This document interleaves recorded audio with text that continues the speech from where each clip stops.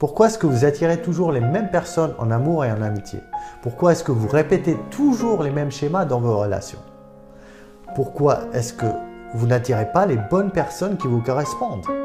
Si vous voulez avoir des réponses à ces questions, je vous invite à regarder la suite de la vidéo.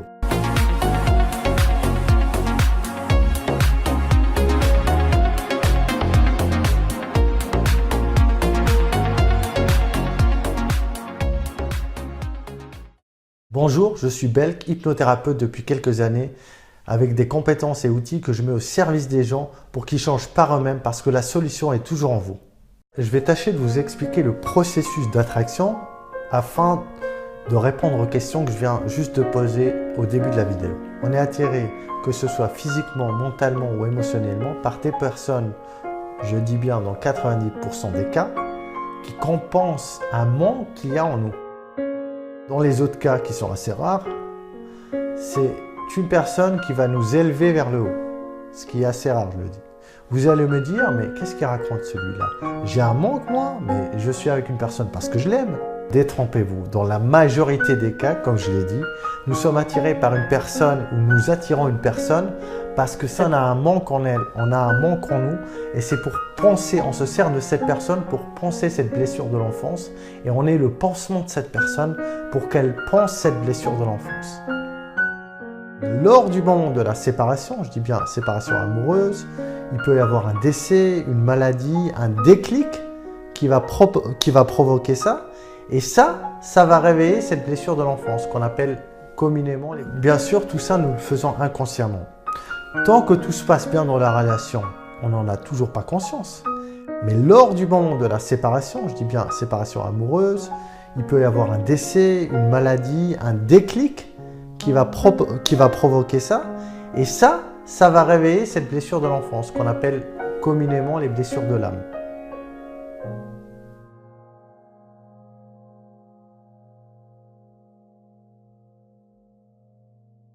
On a un manque en nous et c'est pour penser, on se sert de cette personne pour penser cette blessure de l'enfance et on est le pansement de cette personne pour qu'elle pense cette blessure de l'enfance. La personne, quand elle vient, n'est pas consciente de ses anciennes blessures. Les blessures de l'âme sont au nombre de 5. L'injustice, le rejet, l'abandon, la trahison et l'humiliation. On les a toutes mais à des dominants. Je vais choisir comme exemple une blessure qui est assez fréquente, la blessure de l'abandon. La personne souffrant de cette blessure va avoir un comportement avec la nourriture assez obsessionnel. C'est une personne qui va grignoter, qui va être attirée vers les sucreries pour combler ce manque affectif. Elle ne va pas le faire consciemment, mais inconsciemment, elle va être attirée par ça. Cette blessure d'abandon peut aussi se déclencher chez le bébé.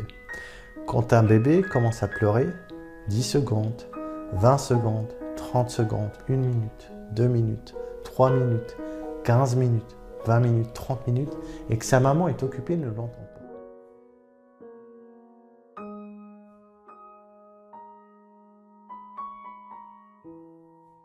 pas. Le bébé, qu'est-ce qu'il va se dire? Il ne va pas se dire que sa maman est occupée, il va se dire on m'a abandonné.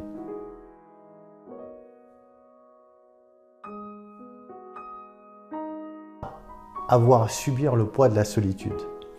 C'est aussi des personnes qui, lors d'une relation, même si ça ne leur convient pas, même si la personne les a trompés, ils peuvent avoir des conjoints violents, ainsi de suite, restent en relation, s'accrochent à cette relation. Parce que psychologiquement, malgré qu'ils peuvent être indépendants, ils se disent « je ne peux pas vivre sans l'autre ». C'est pour ça qu'ils s'accrochent à cette relation. Ces personnes, lorsqu'elles se retrouvent seules, vont se ruer sur les réseaux sociaux, Facebook, Instagram, ainsi de suite, pour ne pas se retrouver seules. Ces personnes auront beaucoup de difficultés à voyager seules, à aller dans un grand resto seul, à aller au cinéma seul. Ça sera inconcevable pour eux de faire ça. Lorsque le week-end vient, jeudi, vendredi, ils vont se ruer sur leur téléphone et ils vont appeler telle personne ou telle personne, juste pour ne pas passer le week-end seul, face à eux-mêmes. C'est des personnes que même si elles sont dans une relation sérieuse de couple, donc mariées, fiancées ou autres, si leur conjoint est amené à partir à l'étranger pour une longue période et qu'il ne les appelle pas tous les jours, à tout moment pour les rassurer, c'est des personnes qui vont facilement tromper leur conjoint pour pas sentir la solitude, voire même le quitter carrément pour quelqu'un d'autre qui ne va pas les laisser seuls. Parce que si leur conjoint part à l'étranger pour une longue période, pour eux, c'est considéré comme de l'abandon. Et c'est inconcevable pour eux d'être abandonnés. C'est leur pire peur. C'est des personnes qui confondent souvent amour et objet d'amour. C'est des personnes qui veulent tout savoir sur leur conjoint, où il est, avec qui et quand est-ce qu'il rentre. C'est quasiment obsessionnel. C'est des personnes possessives et très jalouses. La personne souffrant de l'abandon a tendance à attendre de l'autre toujours quelque chose pour être comblée. Mais malgré les efforts du conjoint, elle n'est jamais comblée, elle n'est jamais satisfaite.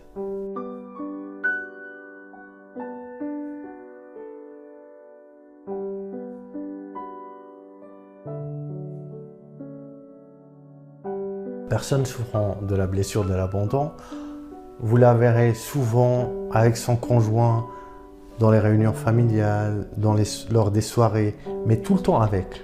C'est-à-dire qu'elle va le coller, si elle peut être avec lui au travail, elle sera avec lui au travail.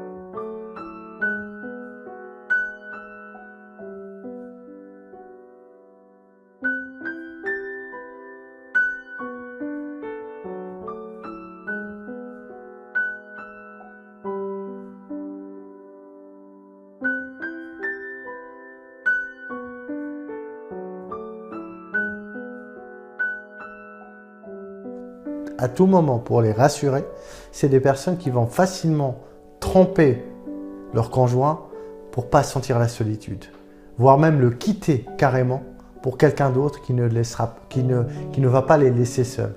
Parce que si leur conjoint part à l'étranger pour une longue période, pour eux, c'est considéré comme de l'abandon. Et c'est inconcevable pour eux d'être abandonnés. C'est leur pire peur. C'est des personnes qui confondent souvent amour et objet d'amour. C'est des personnes qui veulent tout savoir sur leur conjoint, où il est, avec qui et quand est-ce qu'il rentre.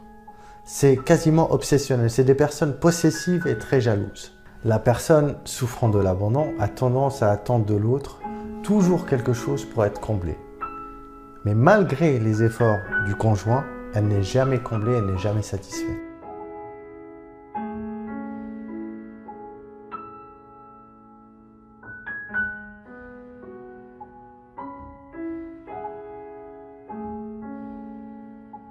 De l'abandon, vous la verrez souvent avec son conjoint dans les réunions familiales, lors des soirées, mais tout le temps avec. C'est-à-dire qu'elle va le coller, si elle peut être avec lui au travail, elle sera avec lui au travail. Les personnes souffrant de la blessure de l'abandon auront tendance à être enrobées avec les épaules tombantes. Elles vont surtout attirer les personnes souffrant de la blessure du rejet. La personne souffrant de la blessure du rejet aura tendance à fuir, et à fuir le dialogue, à fuir les problèmes, à fuir la situation. Nous avons 3 modes de fonctionnement, soit l'humain se fige, soit il attaque, soit il fuit. Donc les personnes souffrant de cette blessure vont plutôt fuir. Ces personnes qui souffrent de cette blessure auront tendance à anticiper les besoins de l'autre dans la relation. C'est-à-dire que cette personne va vouloir toujours faire plaisir, va s'oublier dans la relation, oublier ses propres besoins. Et c'est quand la personne souffrant de la blessure de rejet s'oublie elle-même que le conjoint qui souffre de l'abandon va l'oublier. Les personnes souffrant de la blessure du rejet ont une corpulence très mince, comme s'ils devaient prendre le moins d'espace possible sur cette terre. Les personnes souffrant de la blessure du rejet sont très séductrices. Ils vont tout faire pour s'intégrer dans un groupe et éviter le rejet des autres. Ils vont tout faire pour combler le besoin des autres. C'est une personne qui aura tendance à avoir le syndrome du sauveur. J'y reviendrai Dans une autre vidéo, je parlerai des schémas amoureux, la victime et le sauveur. C'est un jeu relationnel inconscient qui se fait, mais j'en reviendrai lors d'une prochaine vidéo ou lors d'une conférence. Dans ce jeu-là, la personne souffrant de l'abandon aura tendance à prendre le rôle de la victime dans un premier temps et par la suite le rôle du bourreau. Toutes les attirances que nous développons et les personnes que nous attirons sont dues à ces blessures de l'enfance. C'est pour ça que je reçois en cabinet des personnes me disant qu'elles attirent toujours le même style de personne, que dans leur relation ça se passe toujours pareil et ça se termine toujours de la même manière. Donc vous me direz, quelle est la solution dans ce cas-là? Certains diront, il suffit de changer de comportement et on changera les personnes qu'on va attirer. C'est juste, mais ce n'est pas aussi simple que ça. Comment voulez-vous changer quelque chose dont vous n'êtes pas conscient? Comment voulez-vous attraper un fantôme que vous ne voyez pas? La solution que j'ai mis en place est expliquée comme suit. Déjà, que la blessure soit réactivée par un deuil, une maladie, une séparation amoureuse ou un déclic. Enfin, il faut qu'il y ait un déclic qui réactive cette blessure. Premièrement, ces personnes qui souffrent de cette blessure auront tendance à anticiper les besoins de l'autre dans la relation. C'est-à-dire que cette personne va vouloir toujours faire plaisir, va s'oublier dans la relation. Toutes les attirances que nous développons et les personnes que nous attirons sont dues à ces... Que la blessure soit réactivée par un deuil, une maladie, une séparation amoureuse ou un déclic. Enfin, il faut qu'il y ait un déclic qui réactive cette blessure, premièrement. Ensuite, il faut que la personne ne cherche pas juste à masquer ou à penser cette blessure ou à oublier son ex sans s'occuper de cette blessure. Parce que là, ça ne va pas marcher. Il faut que la personne qui vient en cabinet cherche à guérir cette blessure, à remonter à la source et à la guérir. Le patient doit être prêt à affronter son passé pour revenir en arrière et le réparer. Si c'est le cas, j'accepte d'accompagner la personne avec mes compétences et mon expertise. La thérapie de deuil, de changement profond ou de guérison des blessures de l'âme se fait sur 21 jours. La personne va affronter ses démons, disons-le clairement. Il y aura des... La thérapie de deuil, de changement profond ou de guérison des blessures de l'âme se fait sur 21 jours. La personne va affronter ses démons, disons-le clairement. Les émotions qui vont remonter, la colère, de la rage, des regrets. Il y aura des souvenirs enfouis en lui qui vont réapparaître et la personne devra les affronter. Vous allez changer vous-même, donc qui dit changement en vous, dit changement extérieur. Vous influez sur les changements extérieurs. Donc, vous n'allez plus attirer les mêmes personnes, vous allez éviter indirectement, votre inconscient va rejeter tout ce qui est relations toxiques. Vous allez avoir d'autres opportunités de travail, qui dit travail dit voyage, dit déménagement, ou une thérapie de guérison des blessures de l'âme. Je vous invite à réserver vos 6 séances en cliquant sur le lien juste en dessous. Ou alors si vous êtes sur mon site en allant sur la page réservation. Merci aussi de bien vérifier les dates et les villes où je serai. Je me déplace beaucoup à travers le monde. Mon temps est très limité. C'est pour ça que je vous demande de réserver à l'avance vos séances. Merci d'avoir suivi cette vidéo et à très bientôt.